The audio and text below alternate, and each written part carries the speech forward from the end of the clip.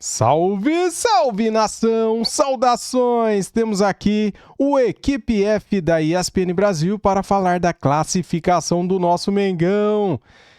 Temos aqui no programa o Pascoal, o Plihal, temos o Gustavo Zupac e também temos o Rafa Marques. Vamos ver agora o que eles vão falar da classificação do nosso Flamengo, que passou ontem pelo Estudiantes.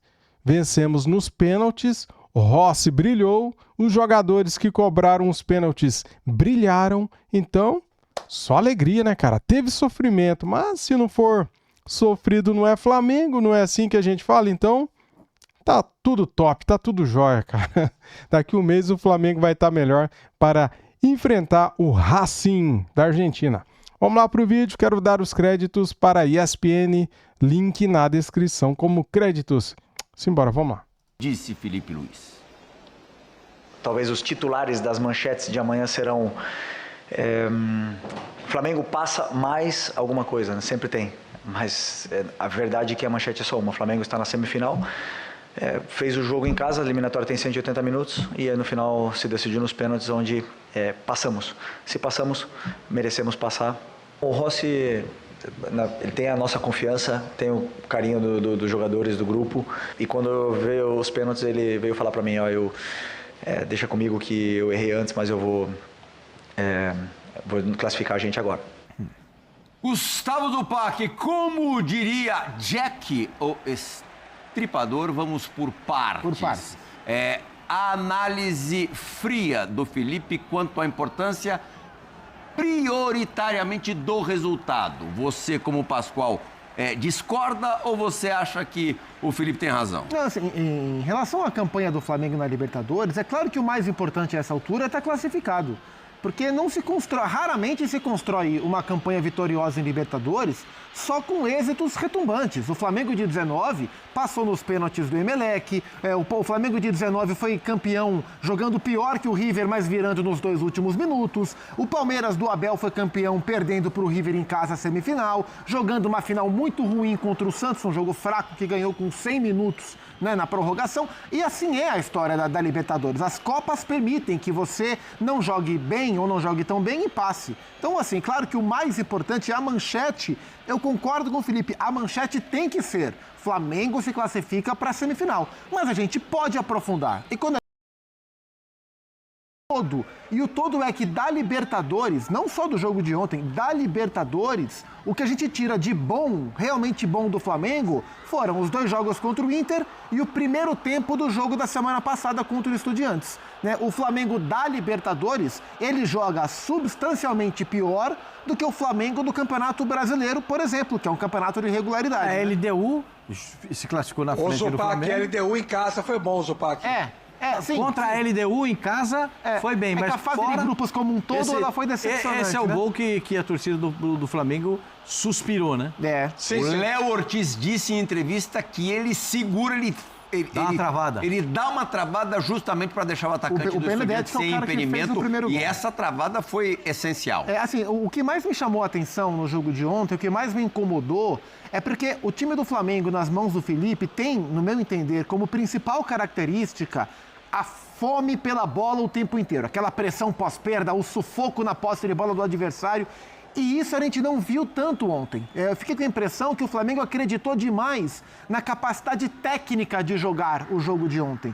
E ontem era um jogo que pedia um pouco mais. O Estudiantes entrou para competir em cada bola. E o Flamengo acreditou demais no fato de ser melhor que o Estudiantes. E por isso não conseguiu ser melhor. Embora tenha tido posse de bola, tenha controlado o jogo, mas não foi um time tão perigoso assim ao Muslera, que nem acho que é um grande goleiro. O Muslera aceita muitas vezes, e o Flamengo testou pouco o Muslera. Então o Flamengo facilitou que o Estudiantes fizesse exatamente o jogo que o Estudiantes precisaria fazer para tentar se manter vivo na competição. Mas toda hora aquela casquinha para trás. Pro Carrilho, gente, né? Toda hora mesmo a bola. Tá muito, o negócio estava muito manjado. A bola sai do zagueiro, ou sai de um volante para chegar... vai no centroavante para dar uma casquinha para quem vem de trás na velocidade. Isso é mais... Mas Guido Carrillo fez um bom jogo. Olha os números do Carrillo na partida de ontem. Criou uma chance, venceu 18 duelos em cima exatamente do que acabou de dizer o Oswaldo Pascoal. Venceu 11 dos 18, né? Duelos aéreos 14 e dos 14 venceu a grande maioria também 10. E fez o gol do jogo de ida que colocou o time vivaço ontem lá em La Plata. Agora, o Flamengo tem... por isso é que eu não concordei com o treinador do Flamengo, com o Felipe Luiz. Porque eu acho que a classificação veio aqui, ó. Suada. Alguns jogadores abaixo do que eu esperava. O Alexandro ainda não me convence na lateral esquerda do Flamengo. O Jorginho fez um jogo abaixo do que ele pode render. E a gente tem que entender, ele não participou da última partida pelo Campeonato Brasileiro.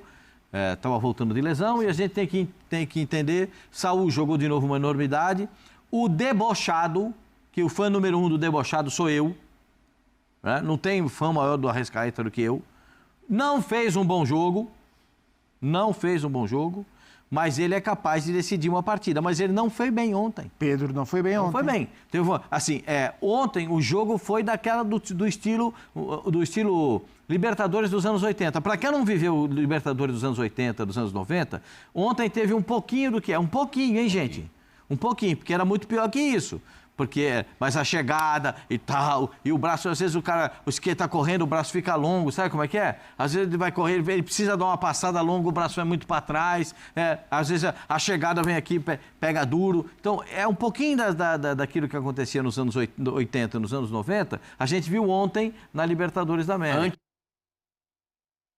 Antes da gente entrar na história do Rossi neste jogo, Rafa, a gente sabe que o jogo da Libertadores, um jogo de Libertadores, é muito diferente do jogo do Campeonato Brasileiro. Enfim, os times são mais matreiros, é um jogo ali que tem um caráter decisivo de que se você bobear, você vai embora mesmo, mais ou menos como acontece em Copa do Mundo. Claro que isso muda a forma do Flamengo jogar. Mas por que você acha que este Flamengo, também tão cascudo, tem dificuldade em se adaptar a jogos de Libertadores? É uma pergunta interessantíssima, viu, Real? Porque ela permite uma série de análises. Você pode fazer uma análise comportamental, você pode fazer uma análise técnica ou você pode fazer uma análise psicológica. E qual a diferença entre o psicológica e o comportamental? Quando eu falo sobre comportamental, que o Flamengo notadamente é um time muito mais poderoso, insinuante, incisivo, fatal quando joga no Maracanã do que quando joga fora de casa. Isso não é só para jogos como a Bola Libertadores, não. Isso também é para jogos do Campeonato Brasileiro, isso também é para jogos da Copa do Brasil, tirando aquele jogo contra o Atlético Mineiro lá. O Flamengo tem, normalmente, problemas de identidade quando atua fora de casa. Eu acho que o torcedor sabe disso, tanto que aposta muito no Maracanã como um fator diferencial para poder alcançar suas metas. Esse é o comportamental. O psicológico a partir do momento em que as coisas não se desenvolvem no campo como o Felipe Luiz planejou, e aí cabe uma ressalva ao Felipe Luiz, a quem eu atribuo muito mérito no trabalho que desenvolve à frente do Flamengo desde o ano passado. Disse outro dia aqui, na ESPN, salvo engano foi no Sport Center, que acho que o Flamengo tem que resolver logo a renovação de contrato do Felipe Luiz, se entende que ele é o cara mais talhado para dar sequência ao trabalho por mais 1 ou 10 anos. E isso independe do resultado final do campeonato, da temporada, tanto brasileiro quanto Libertadores. Mas ainda é um técnico em formação. Todos nós somos profissionais em constante formação, e o Felipe Luiz, por ser muito jovem na função, está muito longe de estar pleno na função de técnico de futebol. E aí eu acho que durante o jogo, em alguns momentos, faltam ações efetivas de gestão com os jogadores para que o time recupere o que está previamente planejado e alinhado em preleção. A sensação que a gente tem é que o Flamengo se perde em alguns momentos durante os jogos. E na Copa Libertadores isso fica mais latejante, por isso que entra o componente psicológico. E a parte técnica, que eu acho que a gente precisa talvez desenvolver melhor, ela tem relação direta com a maneira como o adversário se comporta quando vai enfrentar o Flamengo. todo mundo tem acesso a todos os dados hoje em dia no futebol. Ontem, por exemplo, o Eduardo Domingues tirou no sistema de rodízio o Arrascaeta no jogo. Não fez marcação individual, mas fez dobra de volante para cima dele e evitou que o uruguaio ficasse muito próximo da área, jogasse perto do Pedro, perto dos homens de lado, o Lino e o Plata. E aí, sem o Arrascaeta participando do jogo, o Flamengo perde muito da sua qualidade. O Pascoal fala, né, que ele é o debochado, que ele é o diferente. Sim, e o mundo do futebol sabe disso. Então, quem tiver esse entendimento e conseguir encaixar o modelo de marcação para que o uruguaio não jogue, vai ter vantagens técnicas em cima do Flamengo. Só para citar um exemplo, poderia citar vários. Eu não sei se eu respondi a sua pergunta, Plihal, mas eu acho que existem estes elementos, não necessariamente na ordem que eu trouxe, que ajudam a explicar por que o Flamengo muitas vezes não é, em jogos fora de casa da Libertadores, aquilo que todo mundo sabe que o Flamengo pode ser. Vamos entrar agora no goleiro Rossi, como a gente disse na abertura do programa, na escalada, saiu de vilão para grande herói da classificação, pegando 2 pênaltis. Depois disso tudo, ele falou a nossa reportagem e vamos reproduzir o que disse o Rossi mais uma vez agora. Fiquei com um pouco na bronca, né, por conta do gol. Eu acho que foi um chute que foi rápido demais, mas eu pessoalmente me cobro muito, eu sei que errei. A posição de goleiro é assim. Hoje teve a possibilidade de errar no jogo, mas garantir a classificação do time. Olha lá, o Rossi ontem nos pênaltis. Antes de mostrar as defesas dos pênaltis, mostraremos o gol do Estudiantes, onde o Rossi foi criticado. Olha lá, 4 pênaltis batidos, 2 a bola entrou, em 2 ele defendeu, vencendo a sua segunda disputa por penais pelo Flamengo.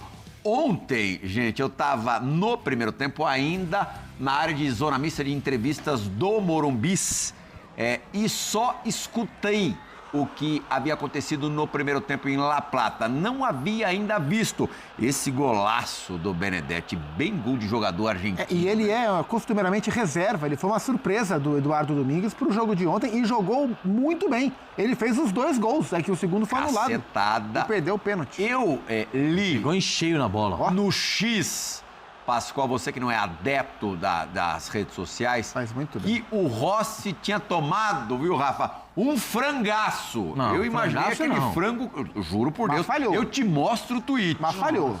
Foi uma Eu falha. acho uma bola Falhou. bem defensável. Falhou. Mas pro Eu goleiro acho que ele também perdeu tá o tempo longe. da bola, né? Não, ele falhou. Um goleiro do porte dele pega esse tipo. Mas é frangaço? Não, Pergunta pra imprensa argentina se esse gol aí foi um frangaço. Pergunta lá. Eles vão falar o quê? Foi um golaço do Benedetti. É uma falha, não é frango. Mas se o Não, Flamengo frangaço eliminado... não. Frangaço é maldade. Se o Flamengo é eliminado por causa desse gol, a gente estaria falando do Rossi o programa inteiro. Especialmente porque ele é um dos jogadores mais regulares do Flamengo no ano. A temporada do Rossi é espetacular. O Benedetti foi muito feliz no chute. É um chute muito difícil de colocar onde ele colocou, né?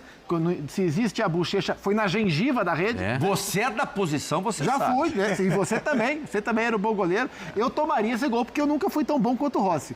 Mas o Rossi pegaria essa bola. É verdade, o que o Rossi falou é verdade. Foi um chute muito rápido e de um acerto. Ele pegou de primeira. Um e, acerto raro. Sim, a bola pega no peito do pé, assim. Mas ele aquele falhou, jeito gente. que é fortíssimo, mas era defensável. Eu não coloco como frango. A minha versão de frango é um pouco diferente, porque um chute desse você tem que analisar a distância para o goleiro, a força do disparo, como é que a bola chega, e a bola foi muito em cima dele. Acho que ele demorou a reagir. Porque se ele reage rapidamente, ele faz a defesa com as 2 mãos. Foi na direção dele. Ele né? demorou a reagir, ó. Na hora que ele vai reagir, a bola já tinha passado. Ele não O goleiro reage. não pode tomar susto, mas ele tomou susto, né? Ele não reage no tempo que a bola que precisava, tá vendo? E o futebol ele é tão F3 pontinhos que ele dá essa oportunidade ao goleiro de se redimir na hora dos pênaltis. E tem aquela máxima, ele né? deve ter torcido pro Flamengo não empatar o jogo no tempo normal, né? E tem, Vai pros pênaltis, e né, tem Pascoal? aquela máxima de que o cara que faz o gol no tempo normal vai perder o pênalti. Isso acontece sim. sempre. Pô, isso não falha. E ele foi lá e pegou o pênalti do E Benedetti. outra coisa que é zica também, o cara gritar gol antes da bola Isso entrar. não pode. Isso aí é pra tomar tapa na orelha. Isso, olha lá você. tá no estádio. O cara vai lá gritar gol antes? Antes da bola entrar. Tapa na orelha, Pascoal. Toma. Somos contra a violência, mas nesse caso, ela é O cara válida. gritar gol antes da bola entrar, isso é uma petelequinha. Isso é uma zica, hein? Não pode. Isso é uma zica, isso é uma geladeira. Isso é um cara muito gelado pra acontecer um negócio dele. Mas o Rossi... O Rossi é subestimado? Não, eu acho que ele é valorizado. Você acha? Por mim, pelo menos, eu acho um baita goleiro.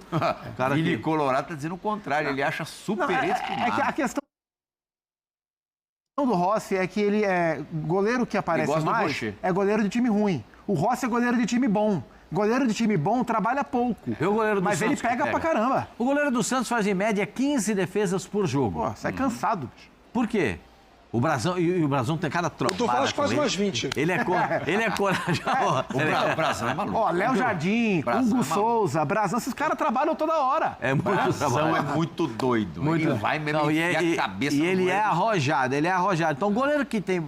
Os caras chutam muito no gol, tem problema, né? Agora, tem goleiro que chuta pouco. O São Paulo, os caras chutaram 3 bolas em 2 jogos e fizeram 3 Mas gols. não foi no São culpa Paulo. do goleiro também. Goleiro, coitado. Janta. Mas o Rossi trabalha pouco. Quando trabalha bem. Muito bem. Raramente falha. Não. Ontem ele falhou. Não, Faz o parte. Rocha fez É do defesas jogo. importantes pro Flamengo, Claro que sim. e defesas decisivas. E ontem falhou, é falha, normal. Ele ficou chateado, que ficou na bronca, e tem que ficar mesmo. Porque é um cara profissional.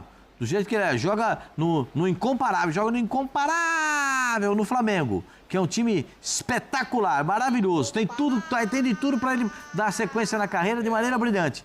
E ele comete esse tipo de falha, eu acho que ele fica chateado.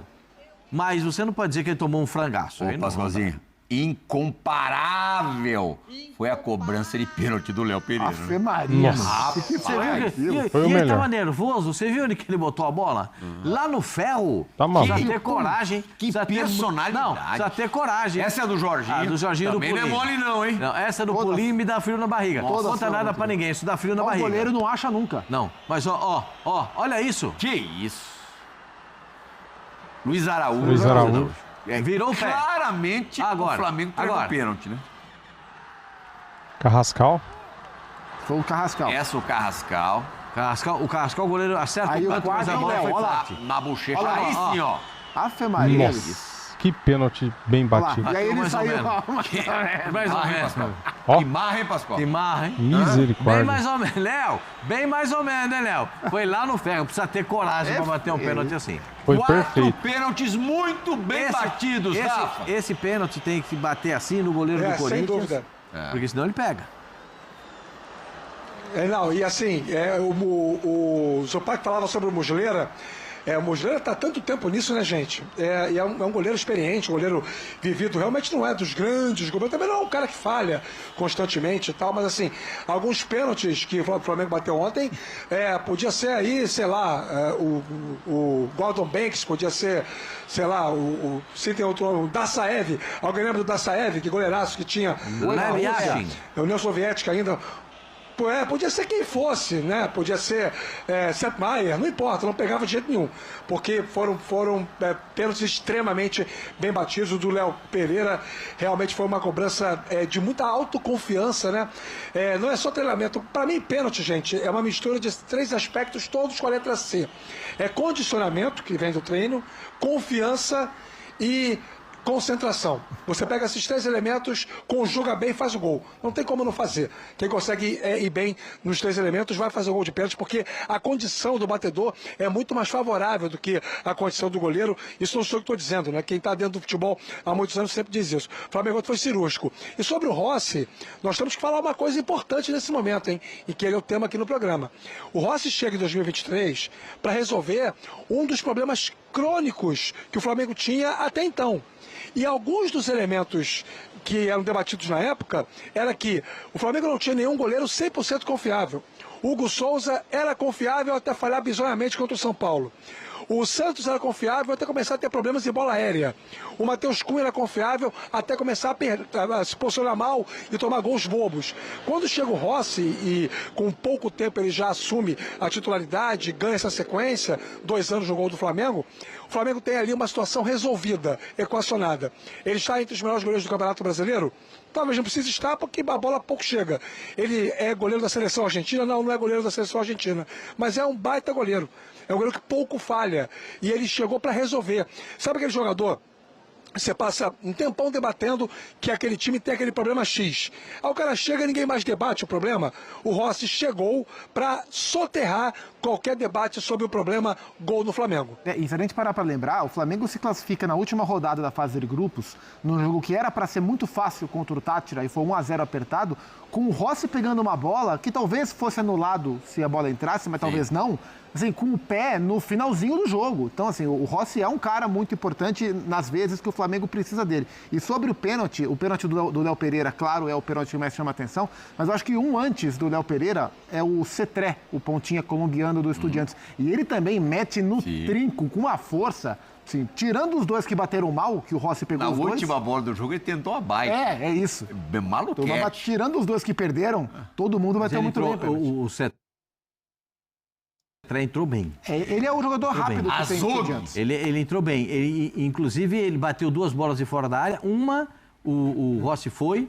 E na segunda, que a bola começa a sair do gol, assim, eu só tô olhando ver E ali, a zagueirada... ali não ia dar pro Rossi, não. Não, vai no gol. a zagueirada olhando pra trás pra ver o Rossi, e o Rossi pendendo pra direita e a bola pendendo pra esquerda. Ele falou, Jesus, isso aqui vai entrar. E passou pertinho da trave. Foi um grande momento também da equipe do Estudiantes. O jogo foi osso. Quem pensa que, assim, quem vê placar não viu o jogo. É a mesma história do jogo do Palmeiras. Eu me lembro dos senhores do primeiro jogo. Eu me lembro dos senhores do primeiro jogo. Eu acho que... Menos de 2 eu nem sorrio. Menos de 2 eu nem ia achar graça. Menos de 2 eu não ia achar graça. Classificou nos O pênaltis. Flamengo era para ter metido 5 no primeiro tempo no Maracanã. Muito obrigado, sobra. Eu vi jogo lá do Zupac na bancada do Maracanã. O Zupac, a gente conversou isso na bancada do Maracanã, da imprensa lá no Zupac. O Flamengo teve chance para meter 4, 5 no primeiro tempo. E aí quando termina 2-0 no Maracanã, sabe qual é aquela sensação, aquele entre olhares das pessoas do Maracanã? Se os caras fizeram um gol, aí o Plata é expulso. Aí que você pensa, olha o jogo oferecendo aos Estudiantes a oportunidade de se manter ali, vivo na disputa. Aí o Guido Carrillo faz o gol, faz o gol no finalzinho. Aí você tinha certeza que o Flamengo ontem ia para uma guerra, como foi, e acabou saindo vitorioso dela. Agora, é a mesma coisa do jogo do Palmeiras contra o River Plate.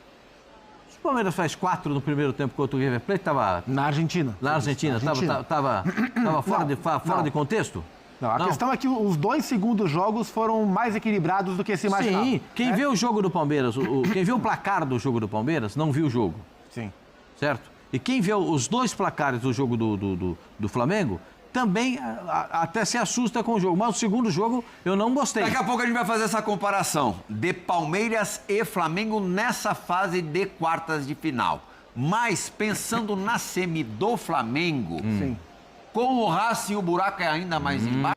Esse vídeo eu prometo para você, eu vou trazer aqui no canal amanhã, sábado, tá bom? Porque já passamos aqui de 20 minutos e eu vou deixar para trazer aqui um vídeo especial para falar sobre isso. Flamengo e Racing, né, galera? Confronto que está definido para dia 22 e dia 29 de outubro, né? A Conmebol, ela já reservou essas datas, então pode acontecer ali, dia 22, 29 de outubro, Flamengo e Racing, Racing e Flamengo. E aí para você, o Flamengo vai ter que mudar algumas coisas, né? O comportamento, cara, o Flamengo tem que mudar o comportamento na Libertadores, né? O comportamento do Flamengo foi o que fez ele chegar ontem nessa situação, né, de cobranças de pênalti, porque se tivesse matado o confronto no primeiro jogo, feito 3 ou 4, ontem teria sido um jogo mais tranquilo. Agora, olha só a pressão que foi o jogo, cara. Aí os caras fazem um gol no último lance do primeiro tempo, vai para o intervalo com um placar de 2-2, tudo igual. O Flamengo volta nervoso, não consegue jogar bem, né? Os nossos jogadores errando muitos passes. E quando eu falo os nossos jogadores, quase todos, cara. Dá para separar um aqui, outro ali que jogou bem. A maioria ontem fez um péssimo jogo, um mau jogo, né? Eu não quero aqui ficar citando nomes. Quem assistiu o jogo viu, quem jogou bem, quem jogou mal. Mas é isso, cara. O Flamengo precisa mudar o comportamento para encarar a Libertadores, se quiser ser tetracampeão. E vai ter que mudar, cara, porque a Libertadores é incomparável, o título mais importante pra gente, né? Cara, se vencer, seremos tetra. Ninguém é tetra. Agora, quem vai pegar na final? Daí, cara, quem quer ser campeão não pode escolher adversário. Que venha Palmeiras, que venha LDU, depois, né? Só que primeiro tem que vencer o Racing, né?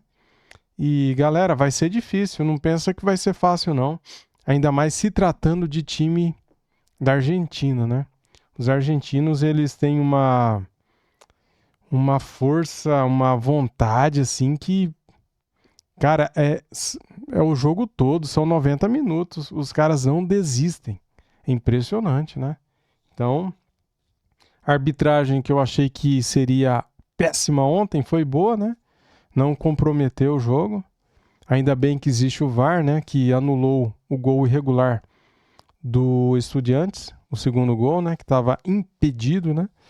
E é isso, galera. Tamo juntos. Vou trazer aqui amanhã, sabadão, a segunda parte do programa. Valeu, tamo junto. Saudações rubro-negras. Fui.